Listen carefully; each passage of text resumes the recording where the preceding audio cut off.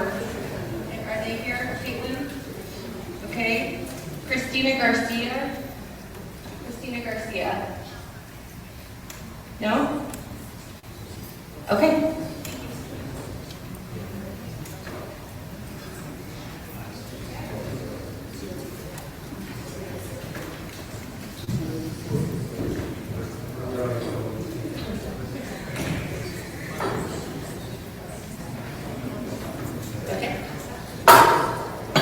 I call the final business meeting of the 2018-2019 term to order.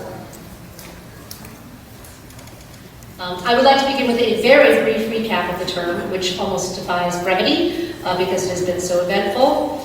In this time of transition, the Society has had unqualified successes in terms of partnerships and advocacy, along with turmoil, obviously in the wake of the Executive Director's departure. And saddest of all, the end of the term was marked by the death of past National President and friend to all, John Ensslin. So I would like to open this meeting with a moment of silence in John's memory.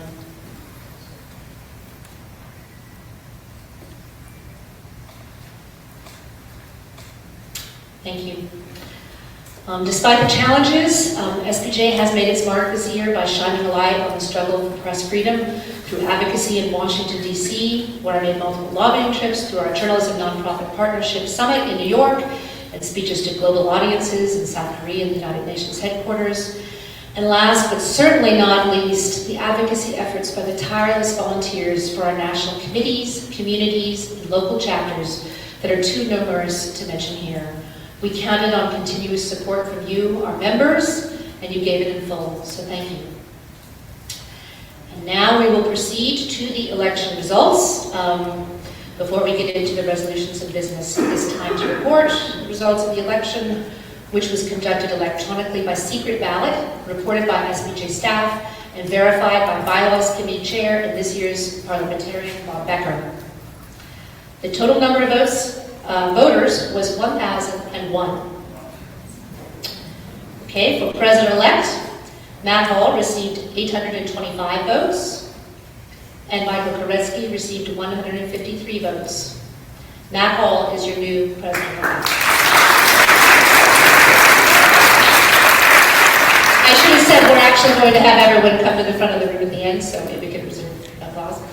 For Secretary-Treasurer, Rebecca Aguilar received 581 votes, and Dandy Schatz received 391 votes. Rebecca Aguilar is your new Secretary-Treasurer.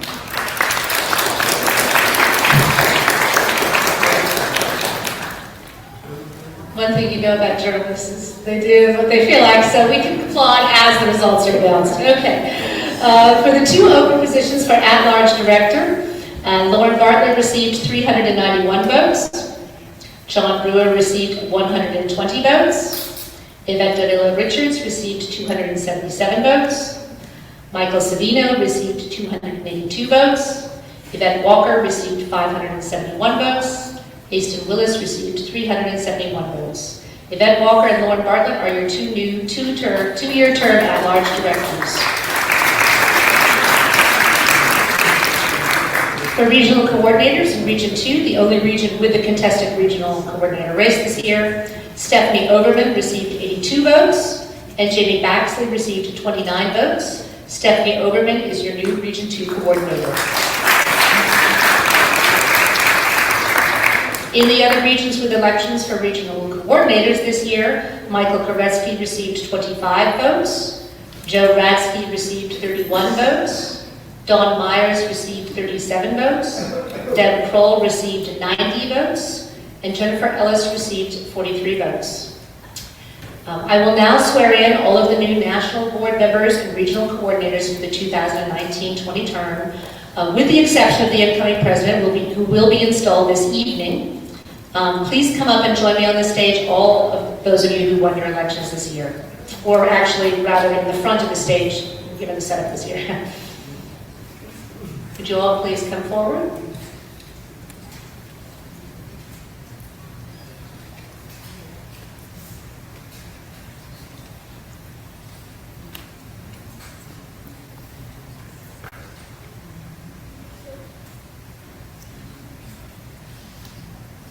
Okay. Raise your right hand and repeat after me. Having been duly elected as an officer of the society,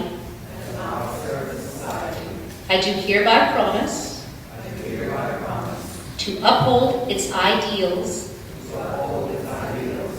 I pledge myself to do all in my power to perform faithfully the duties assigned to me.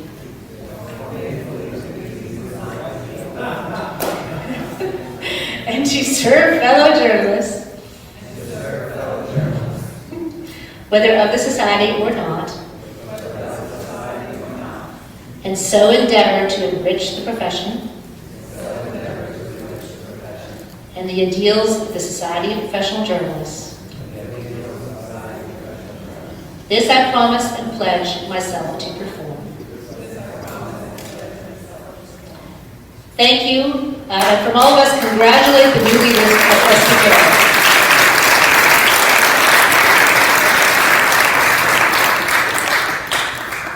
And yes, as Michael Dredge pointed out, it was very appropriate that the light shone just at the appropriate moment. Okay. At this time, we also wish to thank the departing National Board members for their service. We have certificates in recognition of your contributions to the society that the staff will give you at the end of this meeting. Now, would you please stand when you hear your name called? And I would ask the delegates to hold their applause until the end, although you can do what you like. Leading the National Board will be Yvette Richards, Sue Copen-Katzeff, Kelly Kissel, Michael Koretsky, Deb Kroll, Donald W. Myers, Joe Radsky, Michael Savino, Andy Schatz, and Jeff Sal. Please give a round of applause for our departing leaders.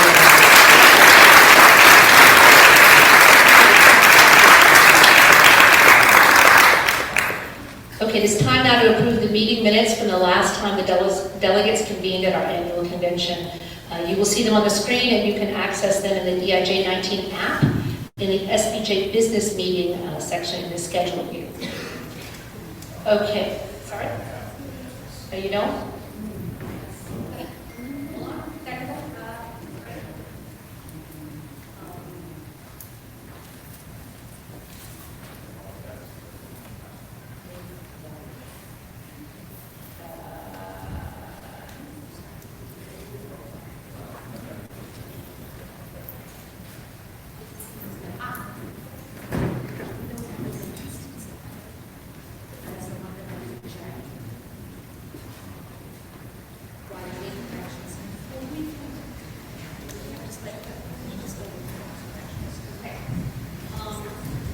I've been informed that we only need to display the minutes overhead and we have corrections because you can read them in the app.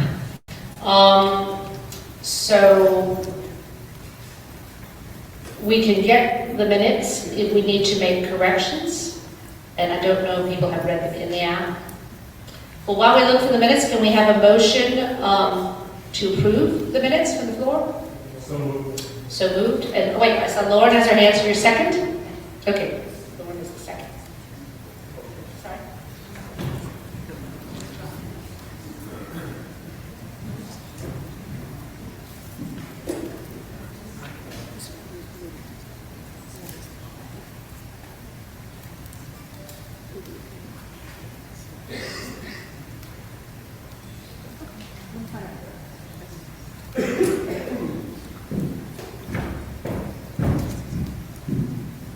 Okay, so Jennifer is working on displaying the minutes overhead, but if people have read them in advance and would like to offer corrections, we can entertain those corrections at this time.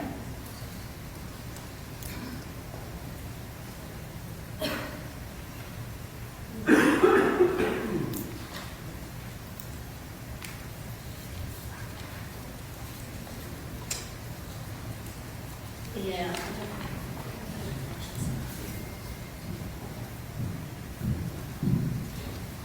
Okay, if it's all right with everyone, we can proceed to a vote unless someone has corrections on the minutes. Okay. So we have a motion to approve the minutes. All those in favor say aye. Aye. Any nays? Any abstentions? Okay, the minutes are approved. And now our parliamentarian Bob Becker will explain the voting procedures for delegates who will be voting on the bylaws, amendments, and resolutions. Good afternoon, everyone. Copy of your standing. Yeah. Okay. A copy of the standing rules of the convention is located on the delegate information sheet with which you were provided. Each chapter has been awarded one vote for each 50 members or fraction thereof. Each region has been awarded one vote for each 50 unaffiliated members or fraction thereof. So each delegate has been given a voting card or cards with the number of votes assigned to that specific delegate by his or her chapter. Delegates may not, I repeat, may not vote by proxy. You must be in the room in the delegate area to cast your vote. Accredited alternate delegates may vote in the absence of the accredited delegate, but may only vote the same number of votes as the original delegate. Members of chapter delegations must sit together, and during the voting procedure, only voting delegates or alternates replacing voting delegates will be permitted in the delegate section of the hall. At this point, are all of the delegates in the delegation sitting together, or if not, can you just... No delegates will be permitted to enter the delegate section after the start of a voting count, whether by card, roll call, or ballot, and anyone leaving the section after the count begins will not be permitted to return until voting on that issue is complete and the final count is announced. If necessary, the vote count will be taken by the Sergeant-at-Arms, Al Cross, and his assistants. On each vote, accredited delegates should hold up their voting cards. If a delegate wishes to split his or her vote, he or she must go to the microphone at the start of the vote. Again, delegates who split votes may not vote from their seats. They must go to the microphone so that they can announce how many votes they voted for each.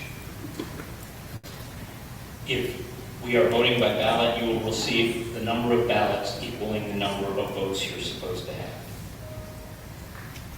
And again, just one final warning. Again, you will not be permitted to vote if you leave the room during the count unless you have transferred your votes and your voting cards to the accredited alternate for your votes. Are there any questions?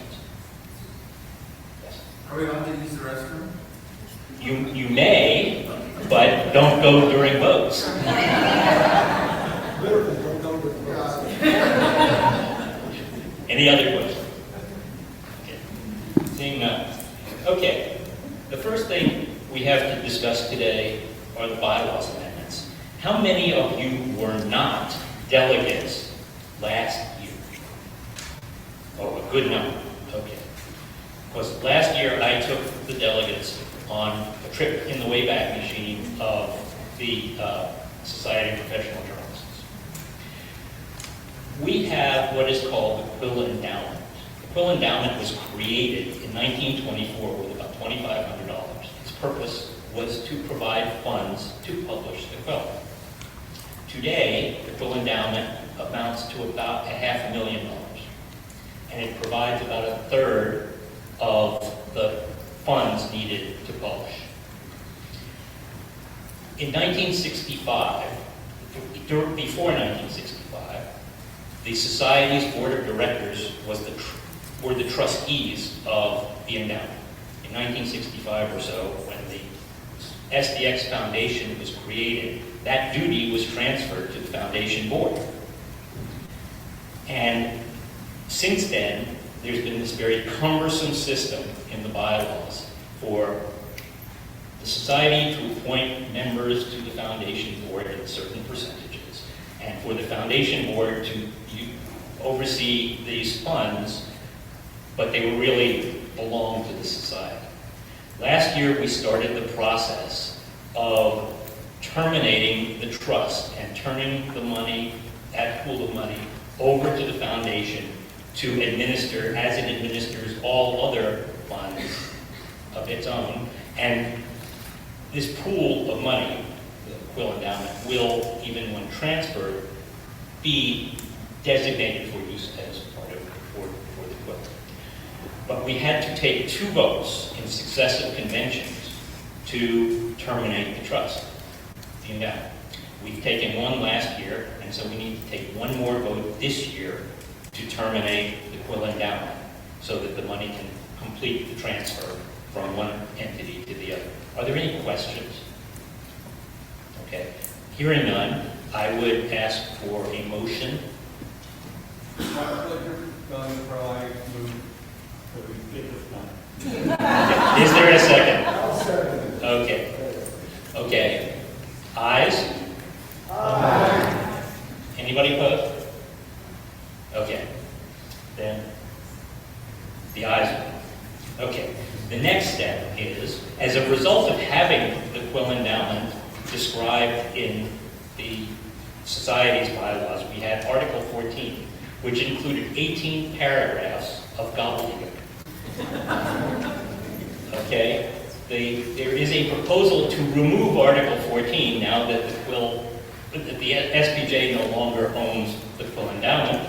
We can remove all that gobbledygook from the SPJ bylaws and make them much shorter. So I would ask for a motion to remove Article 14 from the bylaws. I would like to get it done. Okay. I'll second that too. Okay. All in favor? Aye. Any opposed? So moved. Okay. Next, we have one housekeeping amendment to the bylaws, or it actually affects 2 sections. You may recall that a year ago, approximately, the SDX Foundation voted to change its name to the Society of Professional Journalists Foundation. Well, the foundation was mentioned twice in the SPJ bylaws. So we have to make amendments to 2 sections of the bylaws that you have received in your packets, just to change the name where it said SDX Foundation to say SPJ Foundation. Can I have a motion to do that? Yes. Okay, Lauren? Lauren Carver, Region 1. Okay. Michael Fudge, San Antonio. Okay, any questions? All in favor? Aye. Okay, any opposed? Final bylaw. As many of you know, SPJ has historically had a board meeting here at the convention and one in April, and the executive committee in the past met in approximately January and July. And those were the main meetings of the organization. Well, under the restructuring that we started 2 years ago, the board holds more meetings. The executive committee goes away as of now, but the board has been holding more meetings, and most of those meetings have been done by Zoom conferences or other electronic means. And so we have proposed an amendment that would require 2 things. It would require that the board packet, whenever the board is going to meet, that notice of board meetings and the board packet and agenda be published on the website at least 24 hours, or at least 72 hours before the meeting. And that wherever possible, those meetings will be open to whoever wants to call in to the conference. And so there is an amendment to the section that deals with board meetings to do that. Is there a motion? To Lauren? Lauren Carver, Region 1. Okay. Second? Okay. Okay. Are there any questions? All in favor? Aye. Any opposed? Aye. Okay. The ayes have it. With that, I think we've concluded the bylaws amendments for this year. And thank you. I have one last responsibility. We're going to move on to the resolutions at this point. This meeting, we have to be out of this room by a fixed time this afternoon. So, and there are several resolutions that will, I think, require some debate. I would ask for a motion to limit speakers to 2 minutes so that we can move the debate along. Can I have a motion? Okay, is there a second? Okay. All in favor, say aye. Aye. Any opposed? Okay, the ayes have it. Thank you.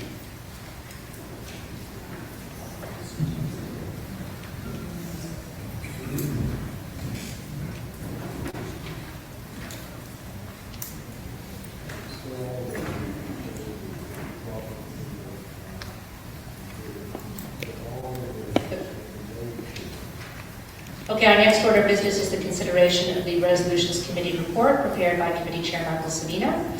The individual resolutions were made available earlier today at the EIJ19 registration desk. Michael, would you please come to the microphone to give your report?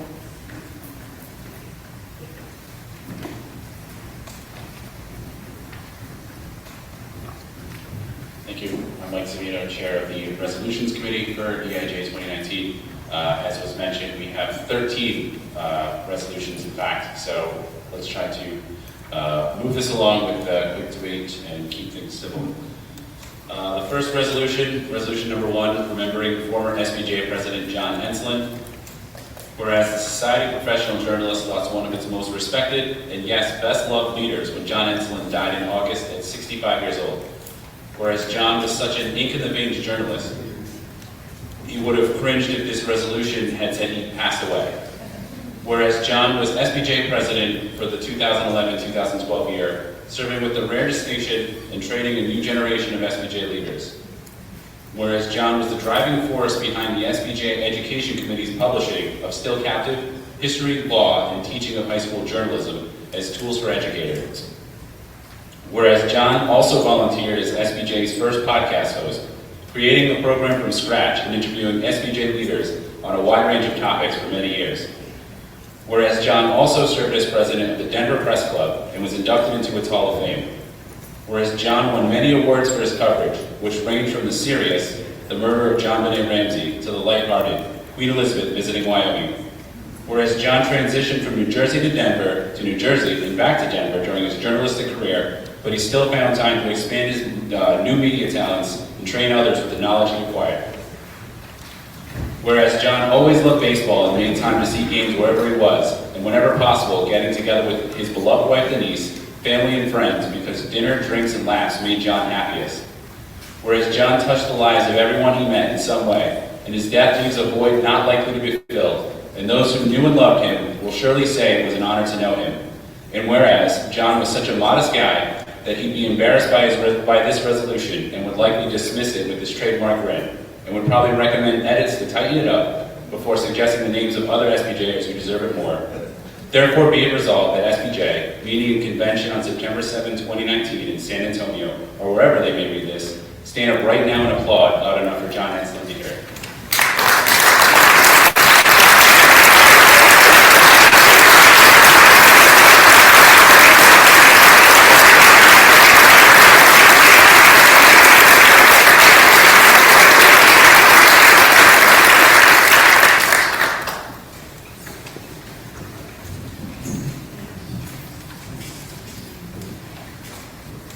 I'm sorry, we need to make a brief diversion because we forgot one bylaws change, and we will do that and then return to the resolutions report. Thank you.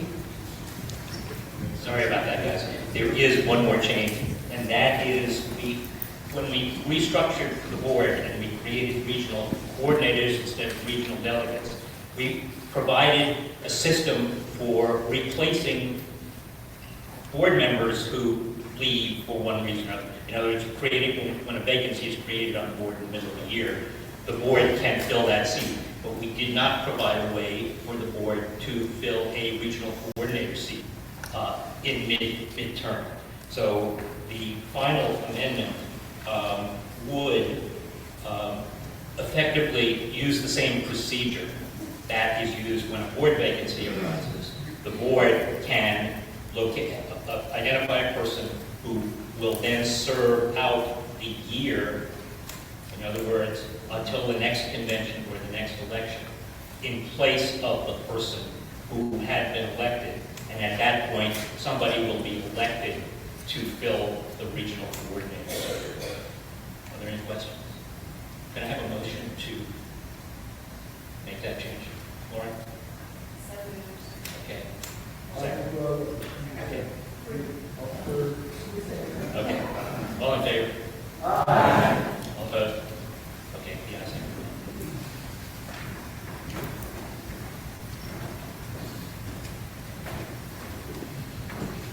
Yes. Erwin Grants, Maine Pro. I would move adoption of resolution number 1, and if this were not already in the plans, that a framed copy of the resolution be sent to his wife Denise. Can I get a second? Jane Primrado, New Jersey Pro. I second the motion with Owen's addition. Any other comments? With that, all those in favor? All those opposed? Motion carries. Yes, sir. Erwin Grants, Maine Pro. I would move the adoption of resolutions 2 through 5 as a block and dispense with their reading at this time. Can I get a second? Second, President Marlowski. Any discussion? Yes, please.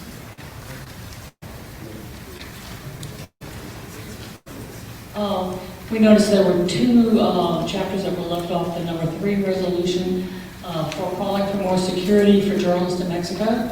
The 2 chapters left off were the Louisiana Pro chapter and the San Antonio chapter. Okay. They were also sponsors. The minutes will reflect that, and we'll add that to the resolution. Any other comments on the motion for resolutions 2 through 5 as a block? With that, I'll entertain a vote. All those in favor? All those opposed? Motion's carried. That brings us to Resolution 6, reviewing SPJ's convention sponsorship policy. Whereas SPJ has accepted convention sponsorship money from Sinclair, Fox News, and the Charles Koch Institute in recent years.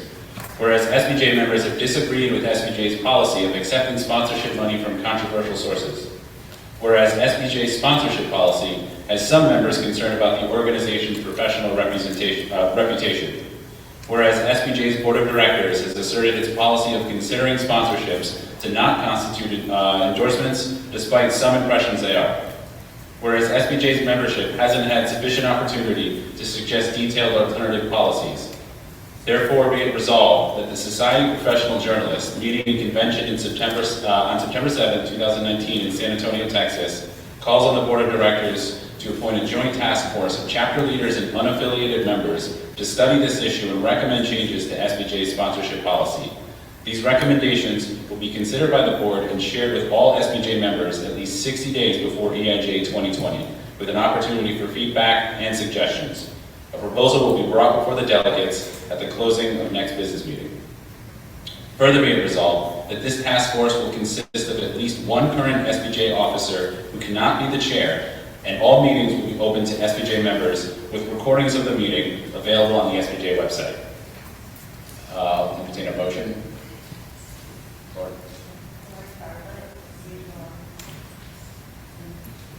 Second, Ben Meyer, Chicago Athletic Club. Any comments on the motion? Let's come to the microphone. And please all state your name and chapter for the minutes. Michael Drudge, San Antonio Pro. A question for the submitters of this is, does it have any impact with our relations with the other organizations that we sponsor with RTDNA and NAHJ on running EIJ? Do any of the submitters want to come up and address that? Lauren? So right now, our current agreement is through 2020, and this resolution would bring back the proposal to this body in a year. So it would not impact next year's convention, and there are existing agreements moving forward beyond that at this time. There are or aren't? There are existing. Are not Are not. beyond 2020. Okay. No, there may not be existing agreements, but there are discussions, and there are other groups interested in partnering, because I don't want to give you the impression it's no one's interested in partnering. I don't know if you can hear, actually, should I stand up and say that? Yeah, as the person who's most aware of these conversations, I just wanted to say there is not a signed agreement beyond 2020, but there are groups that are, interested in partnering. There are discussions. I don't want the delegates to think that there's no interest in partnering with us beyond 2020. So they will watch this. Next speaker. Colin DeVries, Deadline Club, New York City chapter. My only suggested amendment would be to extend the time period that's listed in the resolution. In the sentence, those recommendations will be considered by the board and shared with all SPJ members at least 60 days before EIJ 2020. Based on what Lauren just said, that's new information for me, but I would extend that 60 days to 120 days, and that would be my recommendation.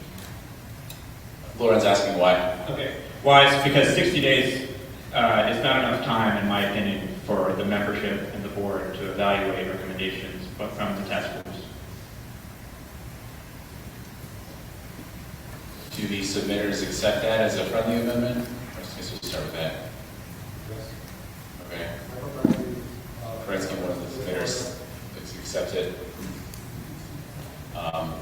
Yeah, it looks like Chicago Headline Club is accepting it as well. So we have this accepted as a friendly amendment. We meet in the middle of 90.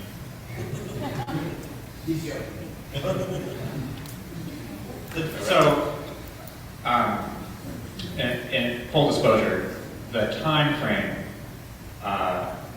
we're not educated enough on when the contracts are finalized for these sponsorships. How long before the conference begins are these sponsorships locked in? Also, how are different arrangements with the conference venue worked out based on what sponsorships have already been agreed on? But we felt that 120 days, 2 months is just not enough time for us to, ahead of the conference, not enough time for us to evaluate the issues around these sponsorships, which are very complicated. Thank you. Next speaker. Stephanie Bluestein, Los Angeles Pro Chapter, and we share the same concerns as far as the timing of it. Yeah, I think you can hear me. I'll talk a little closer to it. So if it was changed to 120 days, then we're talking about sponsorships for 2021. And is that still realistically enough time for, because I just don't want to end up where we're scrambling or we end up missing out on a sponsorship because we can't make a decision quick enough. Yes, that would be very helpful. The marketing of the sponsorships for the September conference starts usually a little bit in November, but mostly, it starts November, December, but really gets going after the first of the year. However, many of the sponsorships are sold in the last 2 or 3 months, and the reason for the gap is actually, especially the larger sponsorships, the conversations go on for many months on what exactly they want to do. Do they want to be on the bag? Do they want to sponsor something on the app? So those conversations, especially with the larger, like the gold tier ones, often take 3 to 4 months to work out the details. So that's why it starts at the beginning of the year, but many of them aren't actually signed until like May or June. So in your experience, is 120 days realistic? Now, wait, the 120 days, is that to review the recommended policy changes before next year's convention? Yes. Yeah, no, that's, anything that came out of next year's convention in September would then need to be worked into the marketing materials, and those usually go out in early November. So let's see, next year our conference is a little bit later in September. It would be a quick turnaround. If there's a major change in the sponsorship policy that we would have to rewrite, it would have to go to the marketing materials immediately. So it is a tight turnaround. But what you're talking about is the notification period for the delegates to review. So I don't think that would affect it at all. What affects it is the turnaround period of only about a month between the delegates pass what they do and when we're supposed to have the slick marketing materials for the potential sponsors. That's what will be the tight turnaround. But 60, 90, 120 days will only impact the committee that's forming the recommendations. Okay, good, thank you. Okay, thank you. With the chair's permission, may I turn the microphone around so we're talking to who we're trying to convince? Okay, good idea.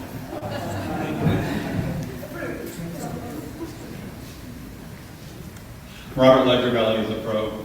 I oppose all of the sponsorship resolutions before us today. This is the most innocuous one, but it has its problems. In a time when we are accused of liberal media bias, it singles out Sinclair, Fox News, and the Cook Institute. There's no mention of Martha sponsors here who are perceived as liberal. MSNBC, the Wood Foundation. SPJ is first and foremost a First Amendment organization. We believe in the clash of ideas. We believe that truth comes from conversation. I think we are better served if we're not telling people they cannot be here because of what we perceive as their viewpoint. We need those viewpoints. We need diverse viewpoints. And finally, on this particular one, for the past several years, the SPJ board has frustrated me, and many of us, I think, with its attention to things that do nothing to advance big journalism. We need a board focused on the threats facing us today. I've talked to Matt, to Patty, on the need for SPJ to have a big idea, something that really is going to capture the public's attention as we fight for press freedom, as we fight against fake news. If we're distracted with trying to figure out a sponsorship policy that fine-tunes or makes fine distinctions between who is good enough or bad enough to be here, we are distracting ourselves further from our primary mission.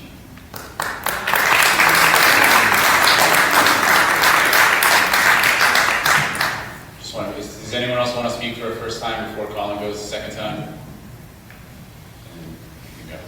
I have a lot to say about this. No, we have. Oh, sorry. I'm sorry. Resolutions can be translated into comments. Nerissa Young, Ohio University. For those of us who have tried to raise money for regionals, we know how difficult it is. There's a rule in the legislative process that if you eliminate a tax, you need to know where that missing revenue stream will come from. So where will that revenue stream come from? None of my students could attend for a lot of reasons, but cost is one. To fly here and then to pay the conference registration fees. If those go up, and then we'll have to, we're killing our students, and they're a big chunk of our membership. And resizing the board, and I said this last year, leaves out our students. How in the world can we ask them to support an organization that is not going to support them?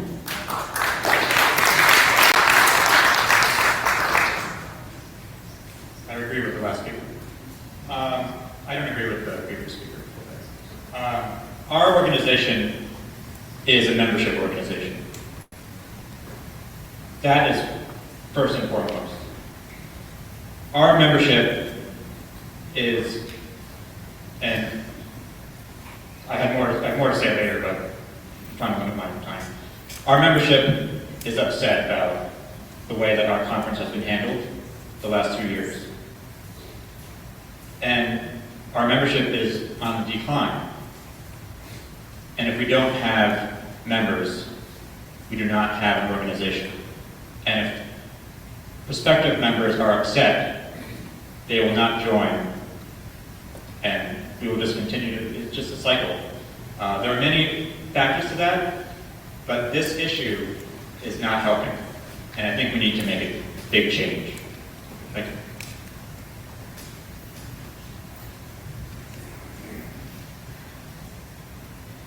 I like to say that our membership is kind of stabilized in the last year, but certainly.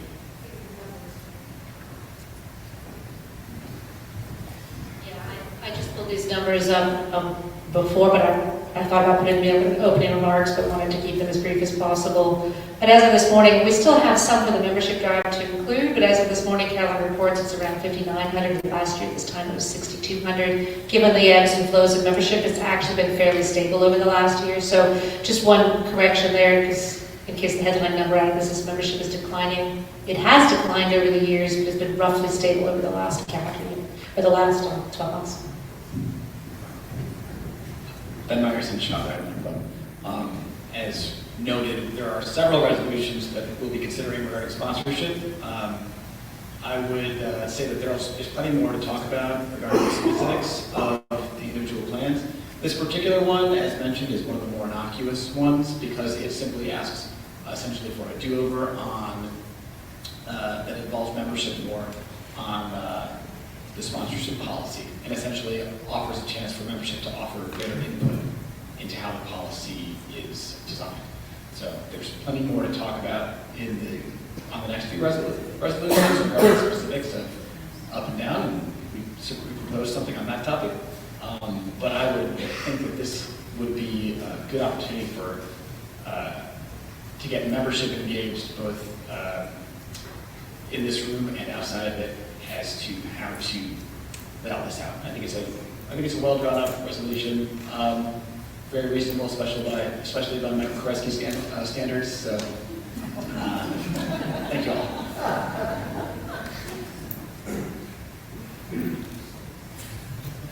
Hi, Lauren Bartlett from Region 11. The reason I signed on as a co-sponsor to this resolution is that it was really clear to me that we had several chapters that were very interested in having a voice on this issue, and I truly believe they did not get the voice this year, and so I want them to be able to contribute and share their thoughts.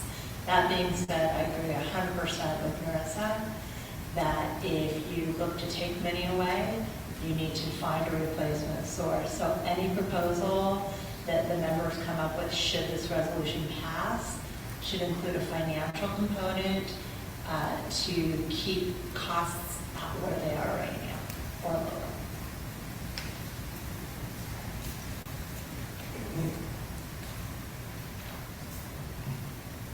I'm Andy Schatz with the DC Pro chapter. I'm one of the sponsors of this. I actually agree with Robert, very much so, which might seem kind of counterintuitive. I believe that journalism practices and business practices of news organizations are a separate issue from sponsors. We're willing to work with you. If you're willing to help train journalists, we will take money and work together.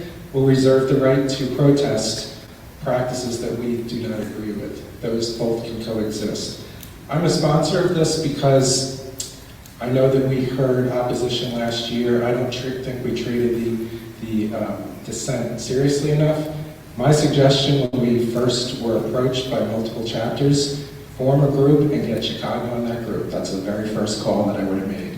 I don't think they were given enough chance to help formulate a good policy. I welcome their involvement. I don't necessarily agree with their position, but I think different sides coming together will create the best policy. Thanks.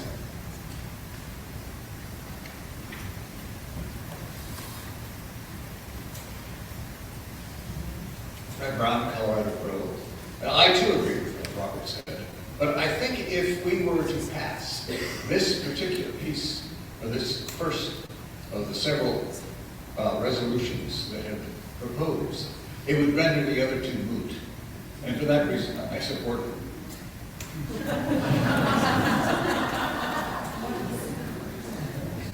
Any other comment?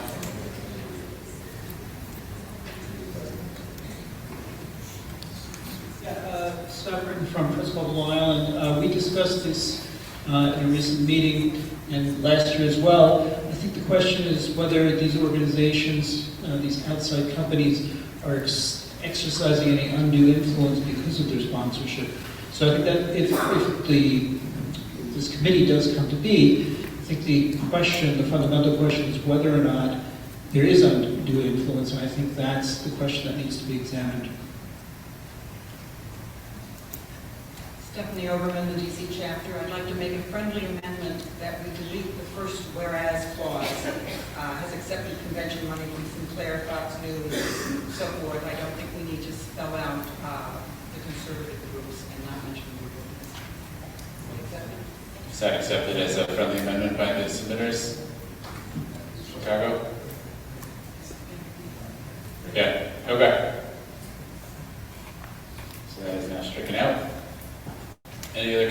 motion, Mr. Koretsky? I would make a motion to amend something I submitted.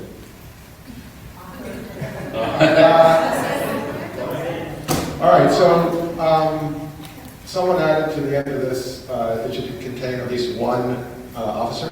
The point of this whole exercise to me, and I agree with Robert and Fred Brown in my mind, is that this whole thing to me is about chapter representation. We had a task force at a board level that discussed this. The whole board didn't even know about it, and it was not really a discussion. To me, I think this should be a chapter discussion. I don't think actually this has to do as much with what Robert says as with empowering our chapters to have a discussion. I think it should just say one officer so that the chapters and the interested non-affiliated members can actually have a discussion without having it be dominated by any board.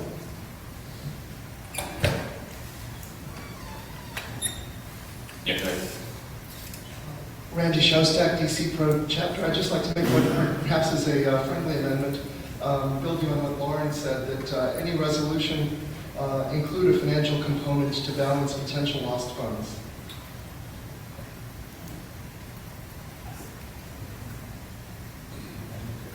I don't think they're accepting it as a friendly amendment. As you mentioned, I'm just building on potentially adding some language here as a friendly amendment, that any resolution include a financial component to balance potential lost funds. Is that a separate resolution? But it doesn't look like Chicago is accepting I it. can pass a resolution if it involves implementing another resolution, even if it's an amendment, it's a different thing. They don't have that financial component in here now. That would be something they would consider. I would think they would have to consider the financial impacts. They're calling for a friendly amendment because the submitters raise their hands, yes, I see a lot. Yeah, but that would need to be in the resolution for us to vote on, whatever that financial. I'm so, I think that would be something the committee would have to consider, but it doesn't seem like they're accepting it as a. Can you show here some submitters, those who are not accepting it?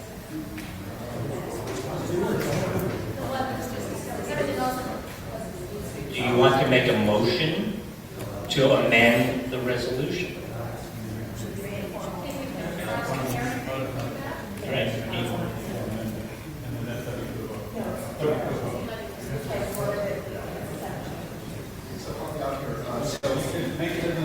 Make it as a motion. So an amendment to a motion. No, move to amend this resolution. Okay, make a motion to amend this resolution that there be language included that any recommendations in this resolution include a financial component that would balance potential lost funds. Where would that be added exactly? I think we need language. And where specifically in this resolution is added? Those recommendations would to be considered a financial component to balance potential lost funds.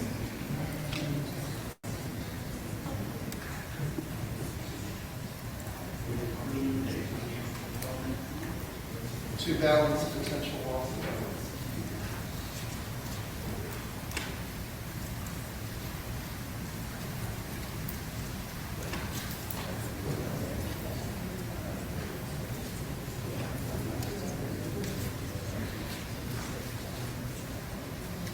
Is that motion and a second? All right. Is there any discussion on the motion to amend? Please keep your comments to the red language. Yeah, Ben Myerson, Chicago Pro. My thought process is that the financial discussion will obviously be a part of any sponsorship discussion as I see it.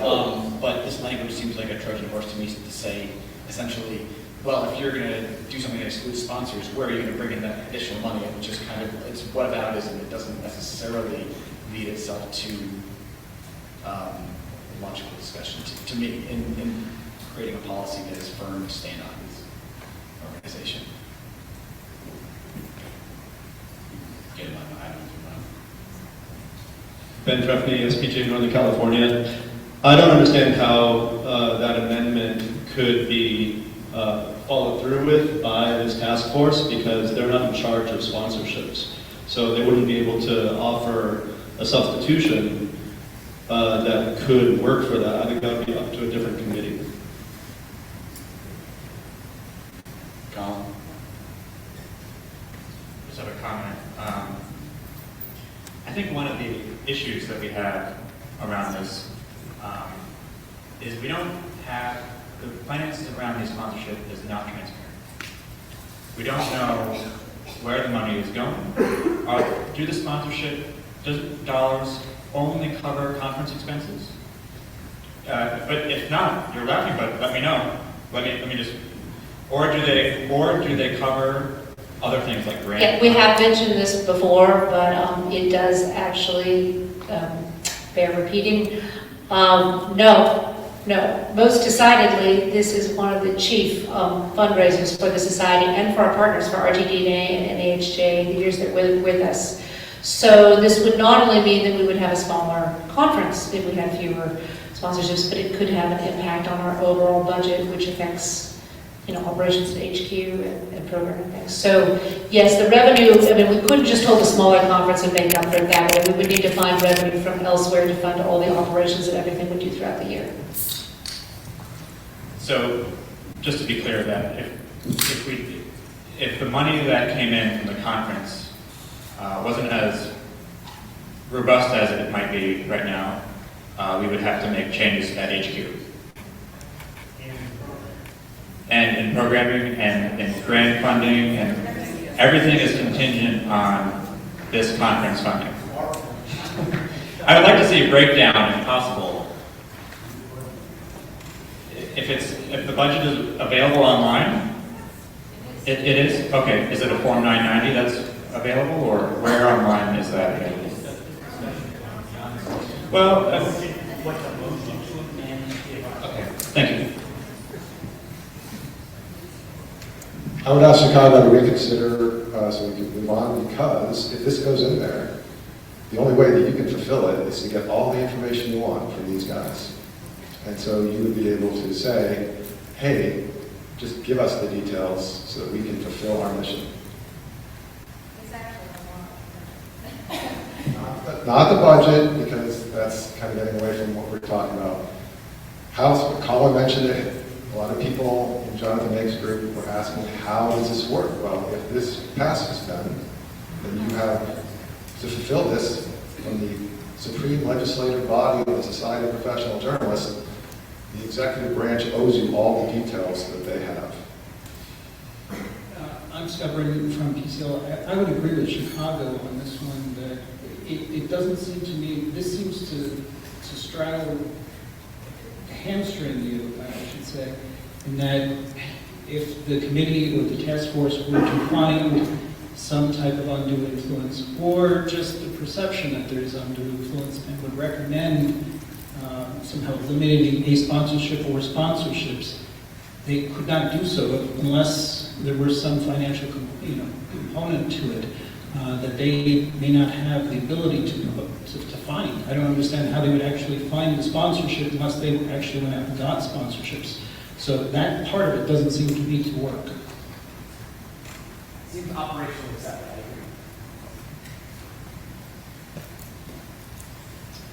Tim Igo, Bentley and Sun Pro. I also tend to disagree with this motion to add this additional language. I think Trojan horse is a pretty good term. And I would add that there's nothing in this resolution that a good board wouldn't have done on their own motion. So I think it's time to talk about sponsorship. Any other comment on the motion that's on the floor? With that, I don't know, maybe we can try it with or just go. We're voting on it right now. We're voting, remember, we're voting specifically on that one sentence in red to add that language to the motion. We are not voting on the resolution itself. We can try a voice vote. All those in favor say aye. Aye. All those opposed? Aye.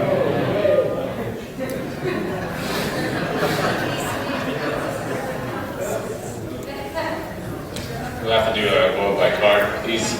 All those in favor of adding that one sentence to the resolution, please hold up your...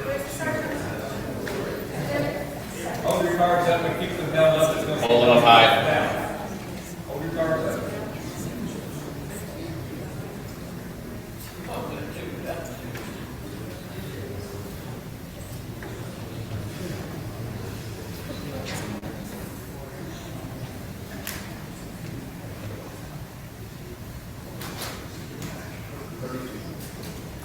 All those opposed, please hold up your cards.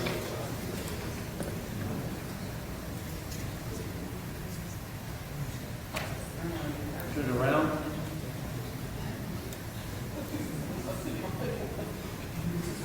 Please keep them up.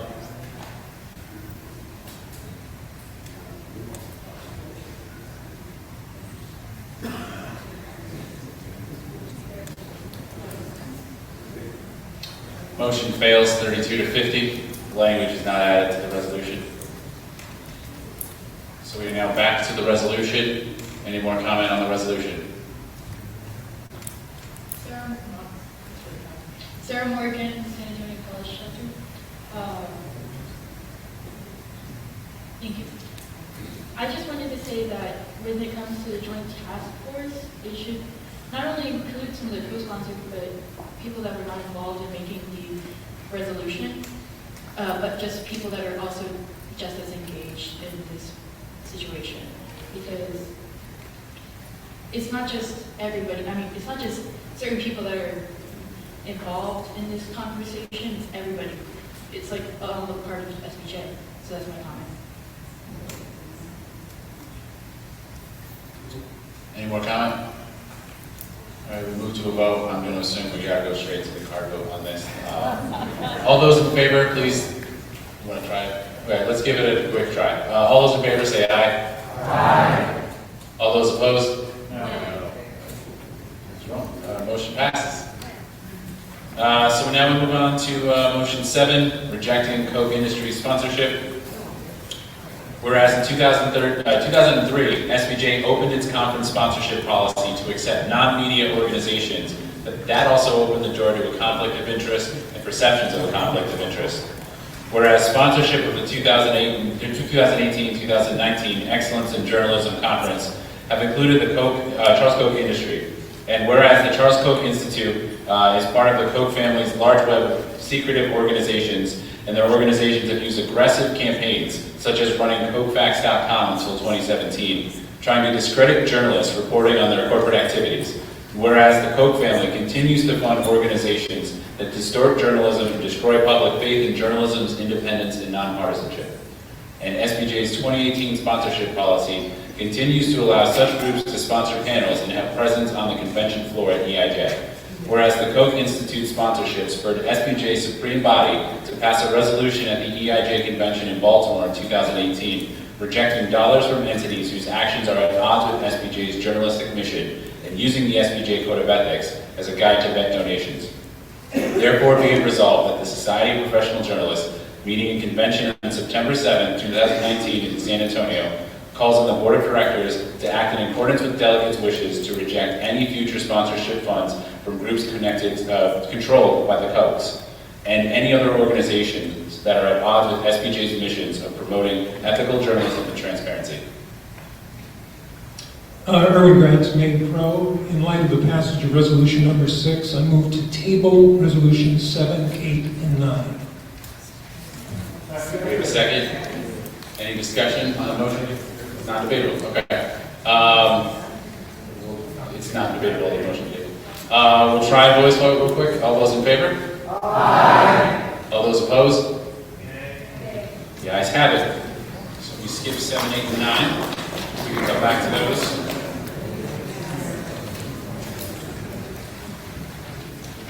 Resolution 10, complaints of violations of the SPJ Ethics Code. Whereas the general public gets its information in increasingly different ways from a wide variety of outlets. Whereas misinformation and misleading information can be very easily spread. Whereas it can be increasingly unclear to identify what constitutes journalism. Whereas the Fourth Estate is under fire by the President of the United States. Whereas the public's trust in journalism continues to drop. Whereas the preamble to the SPJ's Code of Ethics states that the public enlightenment is the forerunner of justice and the foundation of democracy, and that ethical journalism strives to ensure the free exchange of information that is accurate, fair, and thorough. Therefore, be it resolved that the Society of Professional Journalists meeting in convention on September 7, 2019 in San Antonio, Texas, will encourage ongoing peer review of journalistic organizations and solicit feedback from member organizations regarding violations of the SPJ Code of Ethics. If a critical mass of complaints are filed against a news organization, the Society calls on its Ethics Committee to conduct a review of that organization. If the committee finds that a news organization has violated the SPJ Code of Ethics, SPJ will contact that organization's administration detailing the findings. If violations continue, as identified by peer review and investigation by SPJ, then SPJ will issue a public statement detailing the findings of ethical violations against the news organization. Yes. My name is Ben Trefny. I'm the president of SPJ Northern California, and I wrote this. So after the National Association... Sorry, first we need a motion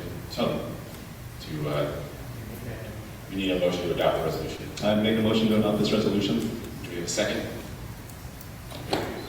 We have a second. Okay, good. After the National Association of Hispanic Journalists broke from SPJ and RTDNA and rescinded the invitation of Fox News to be a sponsor of this EIJ conference, President Hugo Balta wrote, quote, "Major news outlets have always held value in simply reporting the facts without bias," unquote. He added, quote, "The line between commentary and journalism was crossed long ago by Fox News and is no longer even in sight," unquote. Earlier today, I was at a panel discussion entitled "Winning Back Our Audience, Findings of SPJ's Wyoming Media Trust Project." An invited speaker from Casper, Wyoming, a non-journalist named Chuck Hawley, said to improve public trust in journalism, quote, "I think you need to hold each other accountable," unquote. And he said, quote, "I think it takes other media outlets to call each other out for inaccurate reporting," unquote. He cited CNN. Now, this concept is not new. It's in SPJ's own Code of Ethics. One of the principles is to, quote, "expose unethical conduct in journalism," unquote. I understand that several years ago, the Ethics Committee did take a news outlet to task. It was for violating the stated principle that journalists should not offer money to a source for access, pay to play. Now, I may be wrong, but it's my understanding that since then, no such criticism has been officially levied. I do realize that the Code of Ethics states that it, quote, "is not a set of rules, rather a guide that encourages all who engage in journalism to take responsibility for the information they provide," unquote. According to many of our peers, journalistic outlets are not necessarily following that encouragement. In fact, some outlets claiming to provide journalism may intentionally not be practicing ethical journalism. This is damaging to journalism on the whole. And I'll remind you that SPJ's motto is that we're, quote, "improving and protecting journalism since 1909, unquote. It seems to me that we could and should do a better job of that, and this is a resolution to help along that path. Hi, Lauren Barber from Region 11, and I'm here speaking on behalf of the Ethics Committee. I'm a member of that committee.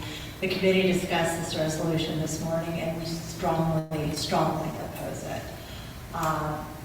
We issue public statements all the time and have for years on these issues, and I wanted to read the disclaimer that's at the end of the Code of Ethics. The SPJ Code of Ethics is a statement of abiding principles supported by additional explanations and position papers that address changing journalistic practices.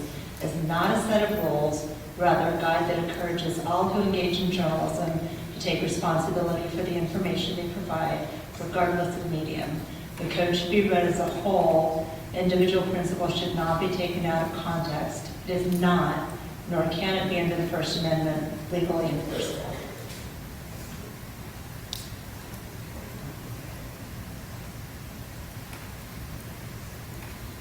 I'm Andy Schatz from the DC Pro chapter. I speak with similar concerns that the Ethics Committee has raised. I just want to state it a little bit differently. This resolution is based on a false premise. There is no such thing as violating the SPJ Code of Ethics. It's a set of principles, there are questions, it's aspirational, it's voluntary. There's no such thing as you violate this, therefore you are suspended or punished. That leaves the idea that SPJ and other journalists should challenge practices that they see as unethical or questionable. That's already written into the code, that is already practiced. That makes this resolution really without a point.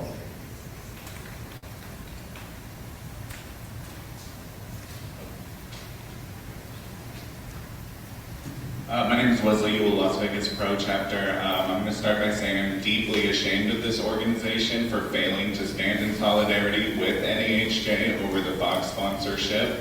And I support this resolution because I think we need to take a stronger stance on ethical issues, period. If we're not speaking out about it in a way that people can actually hear it, then what's even the point?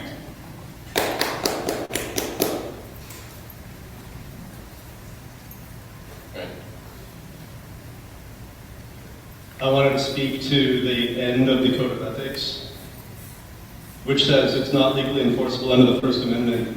It's not our responsibility to legally enforce the First Amendment. I'm not asking for legal enforcement here. I'm asking that in this time of national journalistic crisis that we all recognize, and in a time in which the values and the value of SPJ are in question, that we as an organization take action by actually taking action.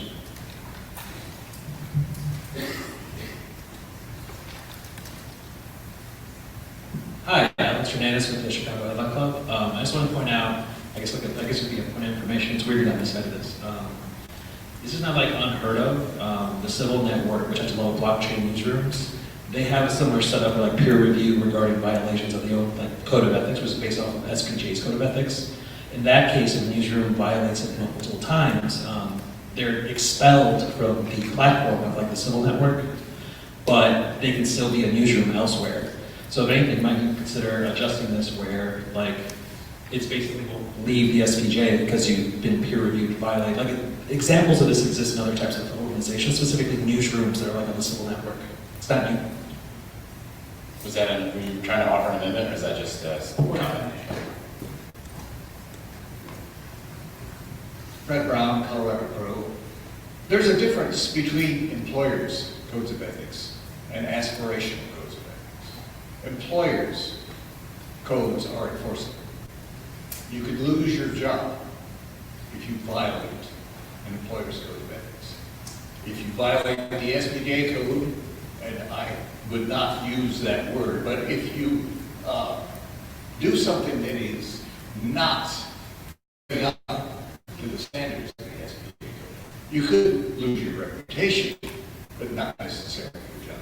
But the point here is that I don't think we want to put ourselves in the position of serving as judges of people's behavior to the court. We say, oh, we don't approve this. We already do say from time to time that we've found something to be objectionable. And I think that's the way to handle it. To make it a more formal procedure is, I believe, a mistake. It puts us in a judiciary. There have been, over the years, attempts to do this more formally. A number of news councils have been created, but all of them have gone out of existence. They were supported for a time by the various publications that were members of them, but the last of them was in Minnesota, and I believe it went out of business in 2011 for lack of support and, frankly, lack of complaints. So I would strongly oppose this resolution.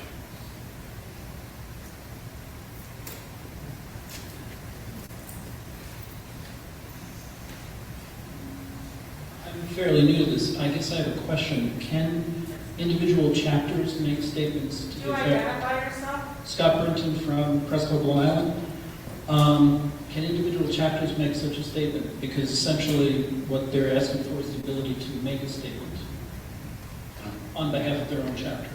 I don't know. I don't think there's anything stopping a chapter from doing anything like that. They want their independence. I guess the reason I ask that is because it seems to me that there is disagreement among the chapters about how to handle this. It just seems to be no reason why individual chapters wouldn't want to make a statement opposing whatever it might be. And that allows a greater freedom of speech. I think there's concern about policing free speech. But nevertheless.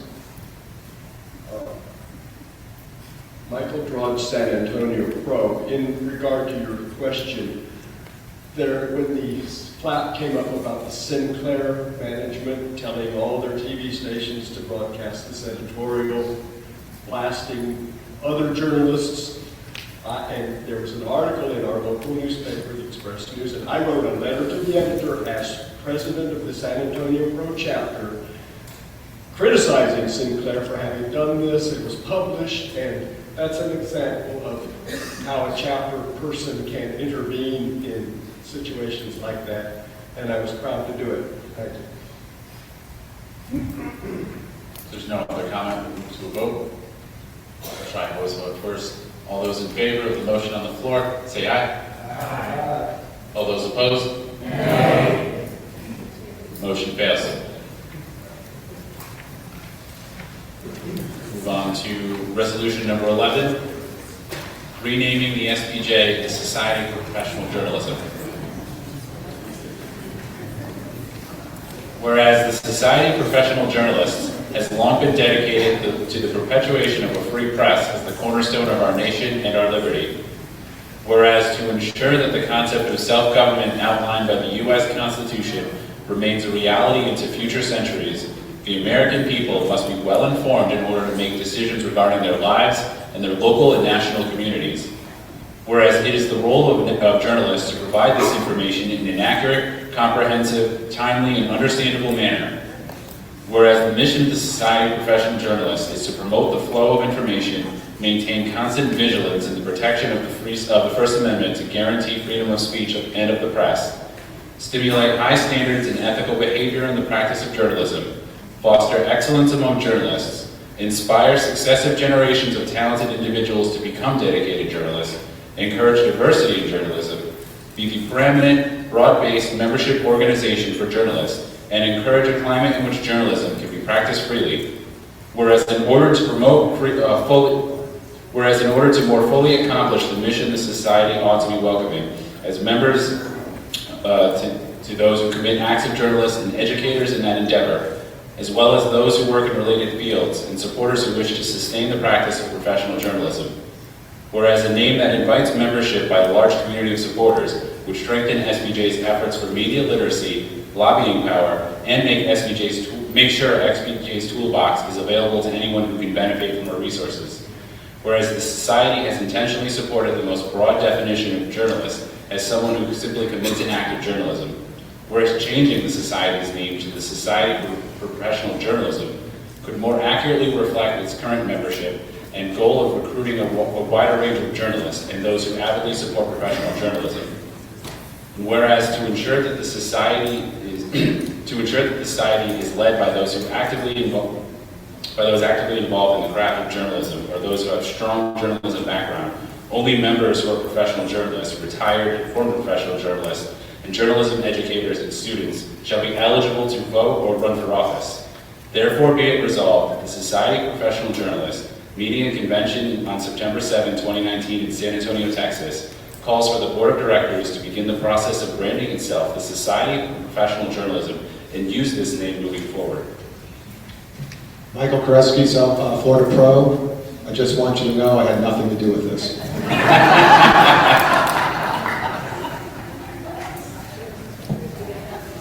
First have to have a motion. Motion to accept Wendy Miller, Arkansas Pro.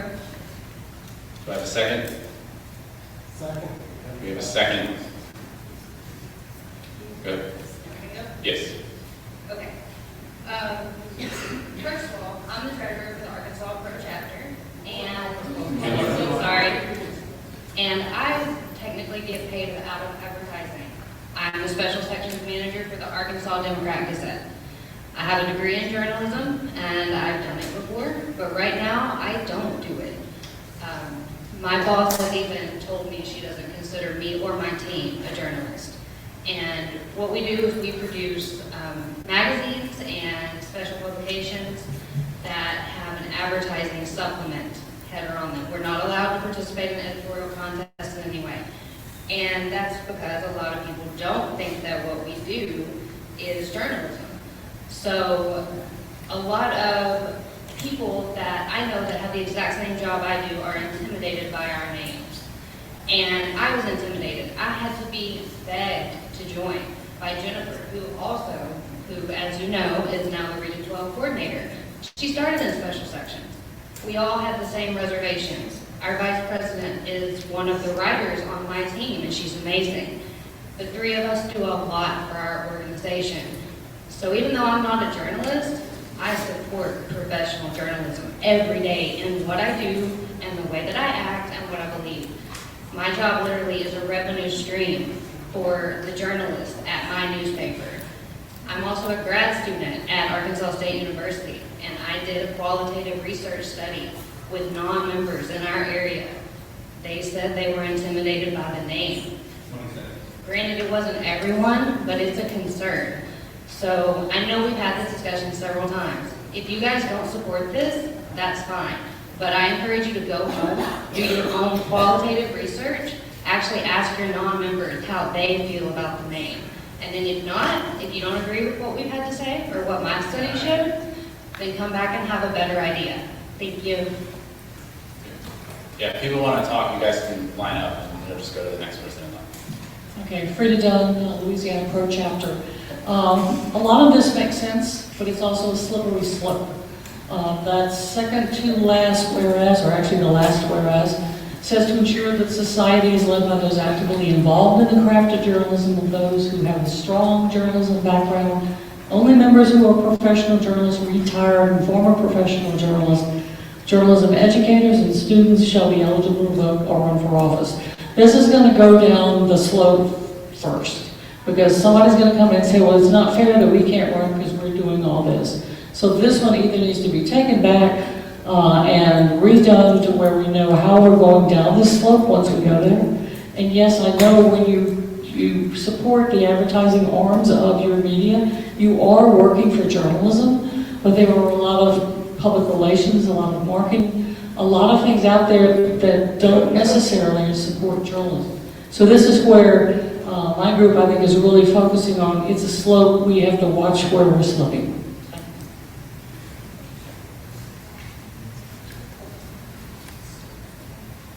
I'm Ginny Frizzy, Pittsburgh Pro Chapter. A vote can change the name. However, they're calling for the board of directors to begin the process of branding itself if the name is changed. I think some thought has to be given in terms of the money, designs, a marketing plan, I would use the word, to carry this forward, because to change a name is a big deal, and it's a very expensive deal. And those of us who were around then might remember, it used to be the Sigma Delta Chi, thank you, SDX.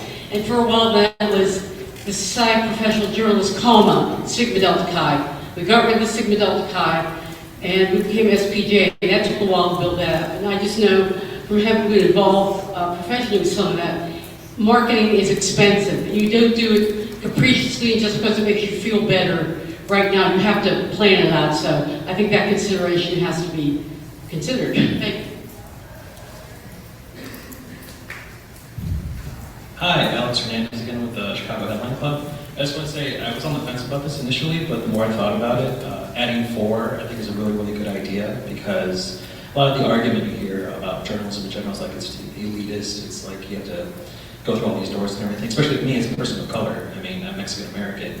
Unpaid internships are kind of like a huge barrier to the entry field for a lot of people. But I mean, right down the way, like an hour away is Austin. You got Margaret Moser. Anyone familiar with her? Margaret Moser was a janitor for the Austin Sun, who basically was able to finagle, without a college degree, to become their music editor because she was just really good at music journalism, right? South by Southwest, Margaret Moser, she did that. She was not at all from the traditional route of like knowing somebody that knew somebody. She hustled her way in. And I think changing it to for professional journalism is a really, really good way to widen that umbrella to basically get people who don't go to J school, who do have a really good passion for writing and ethics and all that other stuff. Again, Margaret Moser is a museum exhibit in town in San Antonio dedicated just to her, so go and check it out. I mean, I feel like this is a really good way to continue that kind of legacy. Hi, Scott Britton from Press Club Long Island. My feeling is the organization is created for journalists, by journalists, and the name should remain, journalists should remain in the name, period. Colin DeVries, Deadline Club, New York City chapter. I'd just like to call the question to vote on this resolution. Suspend debate.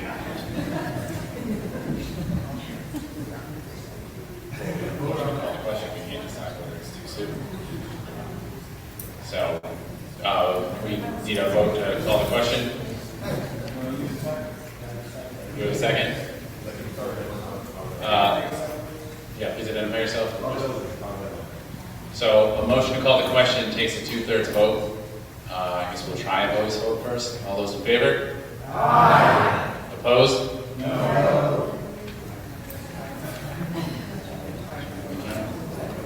Yeah, we'll have to do it by card. Please hold up your cards. All those in favor of calling the question and ending debate, please.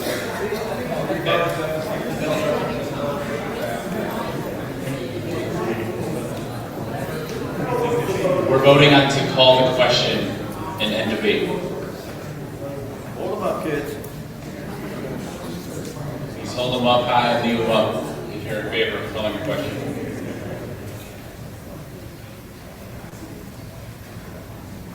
Turn that one around, please.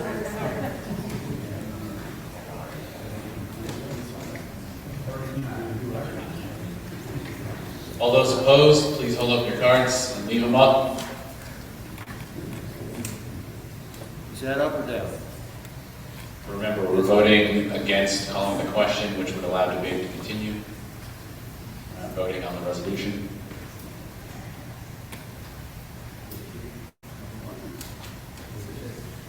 Motion fails. Didn't reach the 2/3 majority. So debate continues. I believe it was, what was it, 39-36? 39-36. All I wanted to say, I'm not just speaking to Ginny's point, we've been over this before. I think you should vote up or down without having to worry about the money. Billy says changing the website is a relatively easy thing. The changing the name is what the same process that RTDNA used. You just file a DBA, and changing all the stationery and all the other banners and stuff is several $100s, but I'll make you this offer. I am a regional coordinator with a budget. Any cost for changing the name, I will pay for it. Please just vote your conscience, not your money.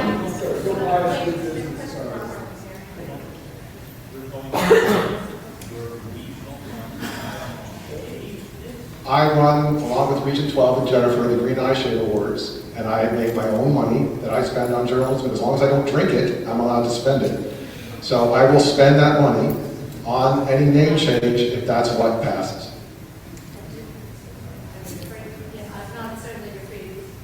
I'm free to spend my money the way I want to spend my money for my contest. It's not part of your national budget. Thank you.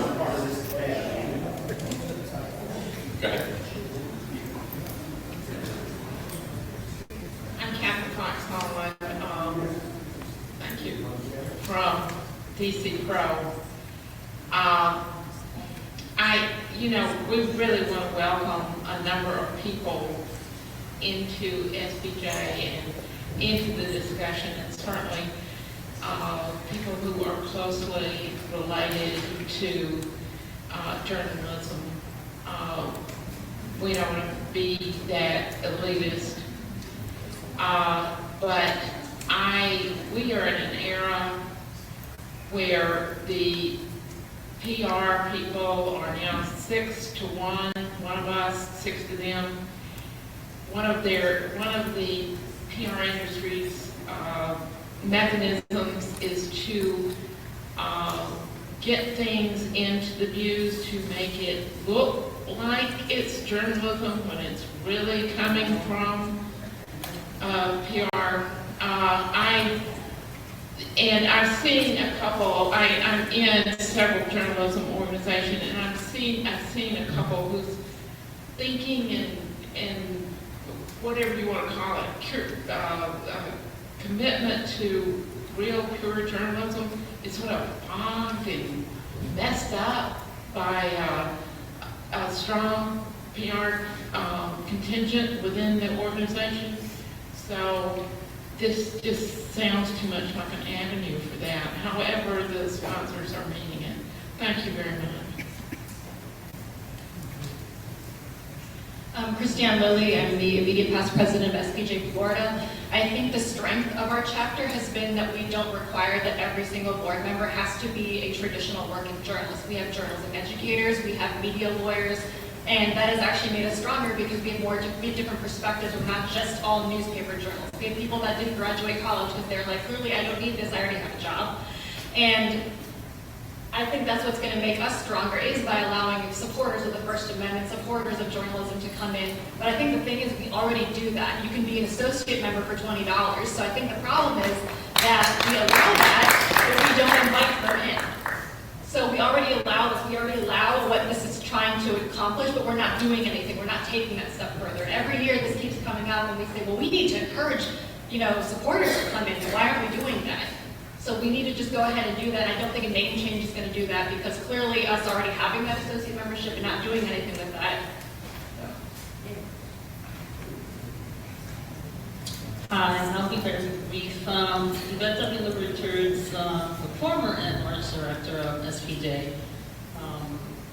I'm against the name change. I think we should keep it as is, and that's it. I really do oppose the name change. Thank you.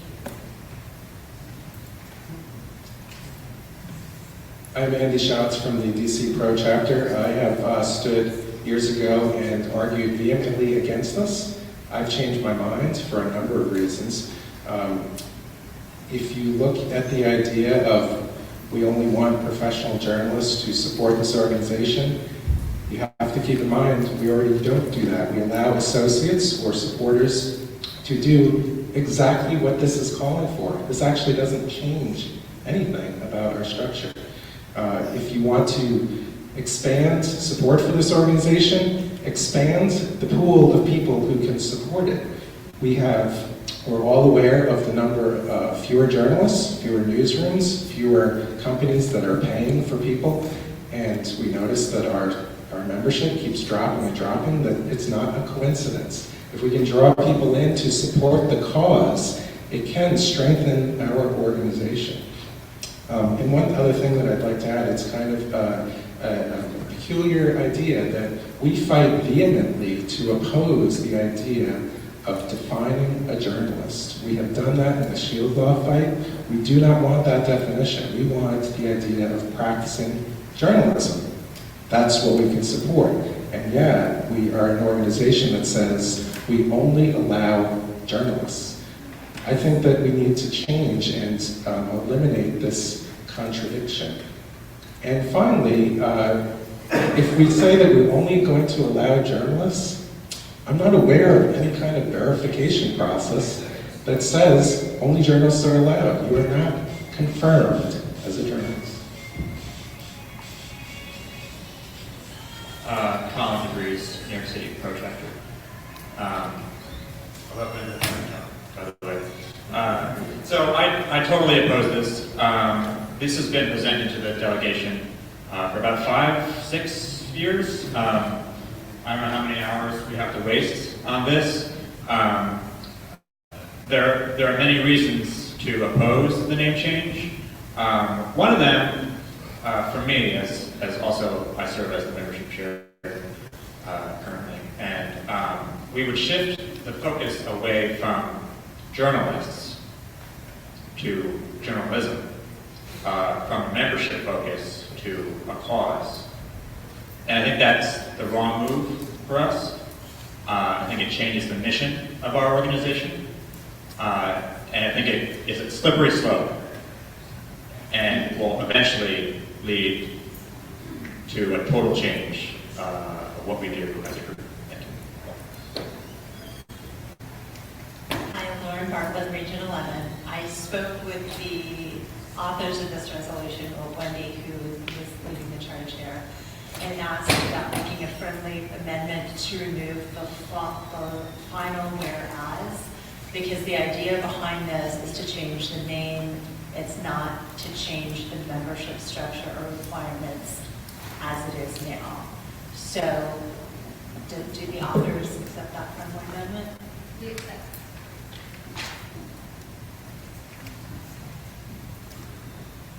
Hi, Christine Wolf, Chicago Headline Club. I'm one of the newer members of the organization, and I am here at the behest of others who have believed in me and told me that I was a journalist, because I didn't know that I was a journalist. I started as a blogger, was given a column without having gone to journalism school, without the amazing training that so many of you have had. And I learned my way through the process and became a journalist on the ground.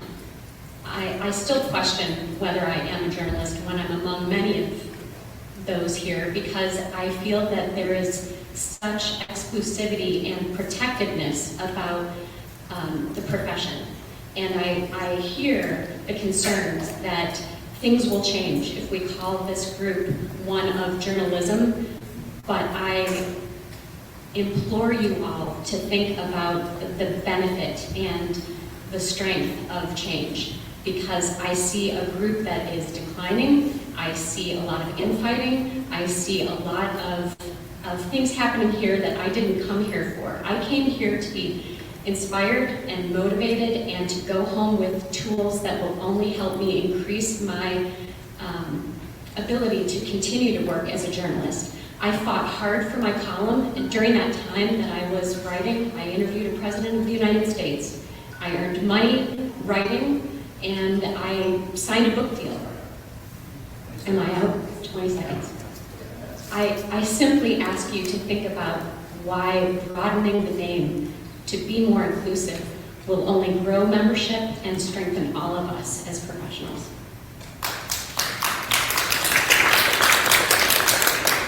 Hi, Scott Burton from Press Club Long Island. The friendly amendment takes care of one of my questions. I do still oppose the amendment. I do believe it's well-intentioned. I think our concern is diminishing. It sounds to me that our concern is diminishing membership, so we're looking to somehow make a change to increase membership. It seems to me that the question is not one of the name change, but of better marketing, because if we don't have the better marketing, then I do believe any name change will be meaningless. So I think we should focus on marketing to sort of the folks who may not consider themselves journalists, but who we may want as part of the organization before we start to change the name. The associate membership seems like a good idea. We do that on Long Island, but I also do recognize, now that everybody's speaking about it, that we don't necessarily market to those folks who are not journalists themselves. So, and may be eligible for the associate membership. So I do feel that personally it should be, Long Island at least, we should be doing a better job of that.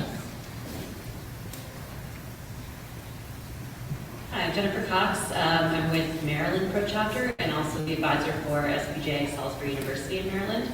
I'm in support of this name change and have been for a while. I'm here with 11 students who are not professional journalists yet, but who do professional journalism every day.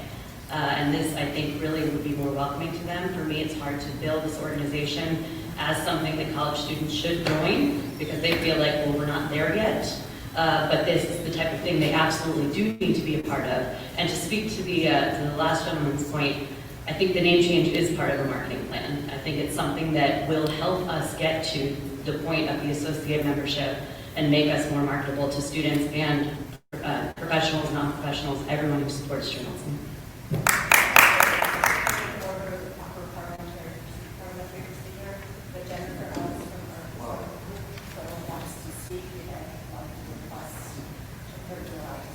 Jennifer's asking to be recognized to speak as the proponent of the bill. Jeez, man. Yes, the chair recognizes Jennifer. Please come in front of him.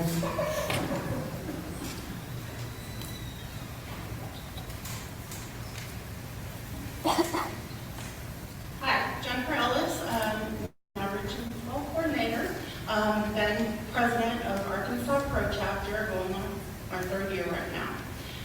I shared this story earlier, so I hope the people who heard it aren't too bored, and I hope to not cry this time.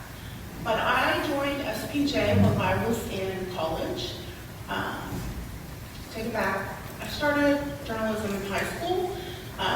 Life got away from me. 10 years later, I went back to college and wrote a letter to the editor telling them how I thought it was ridiculous that they wrote this really hard news story and put it on the entertainment page.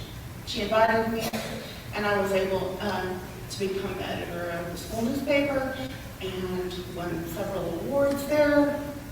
My very first, and I was also the chapter president of SPJ at UALR for 2 years. We won some Circle of Excellence awards then. As many of you know, Arkansas Pro has won twice now, small chapter of the year. I also was named small chapter of the year outstanding member last year. The Howard Duke Member.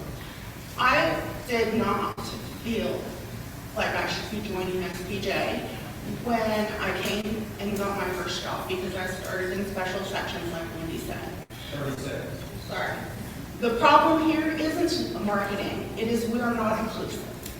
People don't think that they are supposed to be joining because when I was in college, this same argument was going on. This is why I brought it back when Kretzky told me he was not going to do it.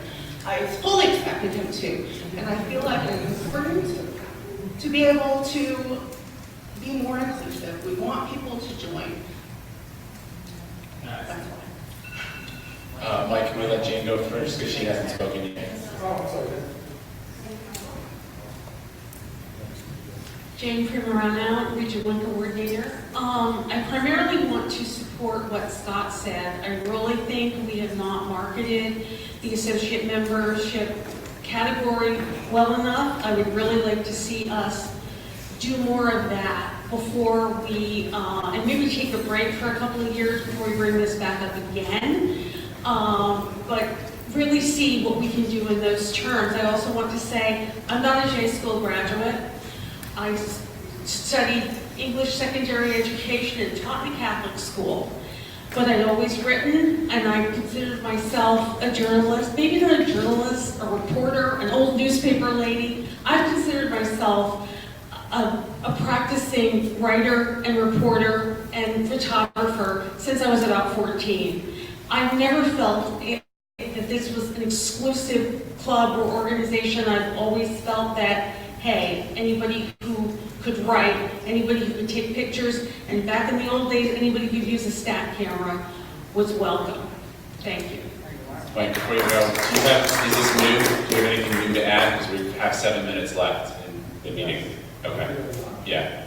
Please only come up to speak if you have something new to add. Michael Kretzky, Florida Pro. I will take issue with Colin DeVries, who's an awesome membership chair, and I'm on his committee. I don't think this argument is ever a waste of time. I don't care if you vote for it or against it, but this whole discussion and everything you've heard today and everything you've heard every time this has come up hasn't been about, oh my God, that's a Jeremy, he needs a comma, like we sometimes have comments about. This is all about our very existence and our very future. And I would hope that you don't think, even if you support it or you don't support it, that these conversations are ever a waste of time. With that, we'll try a voice vote first.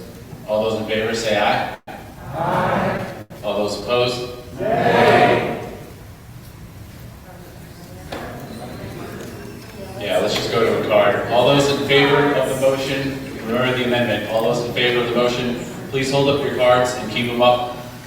And again, remember, this motion has been amended so that the last whereas has been stricken.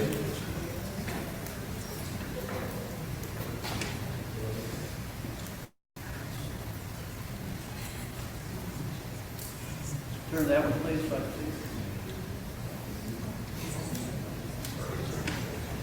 All those opposed, please hold them up, leave them up.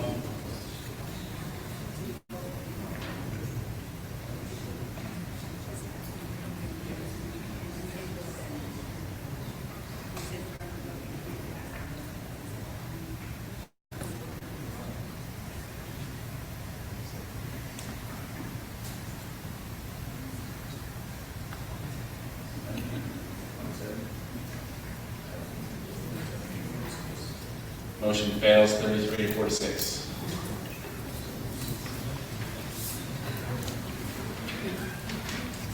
We move now to resolution number 12, thanks to SPJ's 2018-2019 departing board members. Whereas at-large board members Lauren Bartlett, Michael Savino, Yvette Walker, Yvette Davila Richard, and Victor Hernandez served the board with distinction during their 2018-2019 terms. Whereas campus advisor at large Jeff South concludes 2 years as a valuable board member, and vice president of campus chapter affairs Sue Cope-Cato ends 11 years of distinguished service to the board and many more to the society. Whereas regional directors Andy Schatz, Michael Koretsky, Joe Ratsky, Don Myers, Deb Kroll, and Kelly Kissel served the board with great energy and zeal during their combined 20 years or so on the board. Whereas President J. Alex Turquinio served the society in the past year with extraordinary commitment to her duties, which included wide travel, multiple speaking engagements, frequent freedom of the press blog posts, and statements of support for free press rights, advancement of SPJ's partnerships, particularly with her May Summit of nonprofit media groups, management of SPJ's role in this Excellence of Journalism Conference, and essential involvement of SPJ day-to-day operations during a time of great change in our headquarters staff. Therefore, be it resolved, the Society of Professional Journalists, meeting a convention in San Antonio, offers sincere and lasting thanks to Lauren Bartlett, Mike Savino, Yvette Walker, Yvette Davila Richards, and Victor Hernandez for their contributions. Be it further resolved, the Society of Professional Journalists offers Jeff South and Sue Cope-Cato most deserved gratitude for their years of dedication to SPJ. Be it further resolved, the Society of Professional Journalists also offers Andy Schatz, Mike Koretsky, Joe Ratsky, Don Myers, Deb Kroll, and Kelly Kissel deep and sincere gratitude for their tremendous work on board and other initiatives, along with luck for those awaiting the outcome of elective races for other SPJ positions. And last but certainly not least, be it finally resolved, the Society of Professional Journalists most deserved thanks and congratulations to J. Alex Turquinio for serving SPJ's board, as SPJ's board president for the past year and de facto acting executive director since May, and for expending endless energy and displaying deep dedication to the work of protecting and promoting journalism and the Society of Professional Journalists. Michael Drudge, San Antonio Pro. I move that we approve this resolution by acclamation. Second.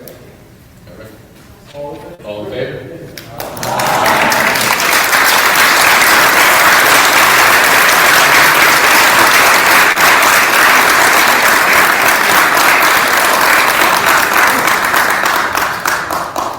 And lastly, Resolution 13, thanking SPJ staff for a successful EIJ 2019. Whereas the headquarters staff of the Society of Professional Journalists make it possible for SPJ to provide strong professional development programs, defend the public's right to know through the First Amendment advocacy, and guide journalists to act ethically.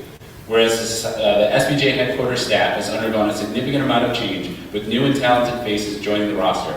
Whereas the staff hasn't missed a beat, even as the society searches for a new executive director. Whereas staff has seamlessly worked side by side with our partners, including the Radio, Television, Digital News Association, and the National Association of Hispanic Journalists to plan for EIJ 2019. Whereas the dedicated, sleep-deprived staff are willing to take on any task, big or small, often fueled by multiple cups of coffee and energy drinks. Whereas the SPJ staff has done a fabulous job helping SPJ and its members celebrate the Society's 110th anniversary. Whereas EIJ has been a wonderful event in the beautiful Texas city of San Antonio. And whereas EIJ19 would not have been so successful had it not been for SPJ staff's high level of skill, ingenuity, and nimbleness. Therefore, be it resolved that the Society of Professional Journalists meeting convention on September 7, 2019 in San Antonio, Texas, thanks to staff for a job well done, a performance worthy of a standing ovation. Can the staff please come down here? And also, I'll have you in the back, please come up to the front.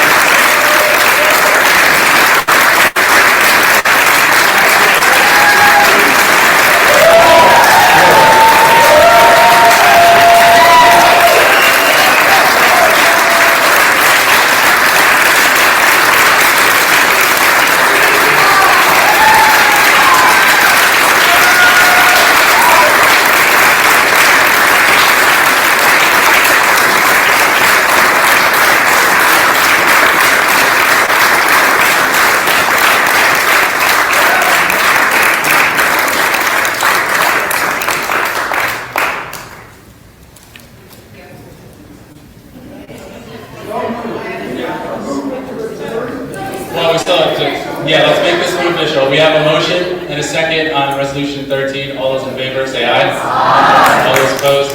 I entertain a motion to adjourn. Jennifer, did you get, no, you get into the first and second. Oh. Okay, almost there, that concludes the resolutions portion of the evening. Before adjourning, is there any new business for today's meeting? Colin, are you asking for new business? Tabled resolutions that we didn't act on. We've already tabled those.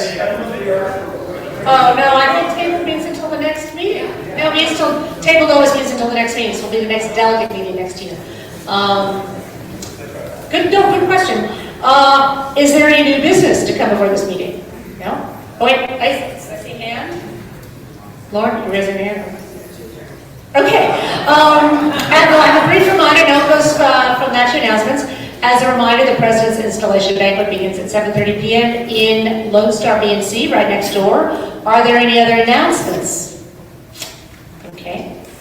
Don't see any hands. Do we have a motion to adjourn the meeting? Lauren, do we have a second? Randy, I saw Randy's hand first from DC Pro. Okay, all those in favor say aye. Aye. Any nays, any abstentions? Okay, the meeting is adjourned.